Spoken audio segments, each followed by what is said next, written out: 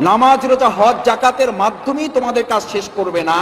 ওয়াফআলুল খায়র, এবার তোমরা সমাজের কল্যাণে নিবেদিত করো। তাহলে কি হবে? লাআল্লাকুম তুফলিহুন, তাহলেই তোমরা সফল হবে। তাহলে তোমাদের 2024 সালের জুলাই আগস্টের গণ অভ্যুত্থানকে পরিপূর্ণ সংস্কারে রূপান্তরিত করা যাবে। রুকুকারী ব্যক্তিরাই, রুকুকারীগণই হবে পরোপকারী।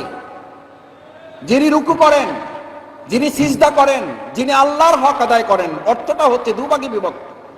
সম্মানিত ওলামায়ে কেরাম, শ্রদ্ধেয় শিক্ষক মণ্ডলী, আমার সুধীবৃন্দ, আয়াতটা দুভাগে বিভক্ত। ইয়া আইয়ুহাল্লাযীনা আমানু কাউ ওয়াসজুদু ওয়া'বুদু রাব্বাকুম ওয়াফআলুল খায়র। যারা আল্লাহর হক আদায় করে, আল্লাহ বোঝাতে চাচ্ছেন, বলতে চাচ্ছেন, স্মরণ করাচ্ছেন, আপনাকে এই দায়িত্ব অর্পণ করছেন। যারা নামাজ পড়বে, রুকু করবে, সিজদা করবে,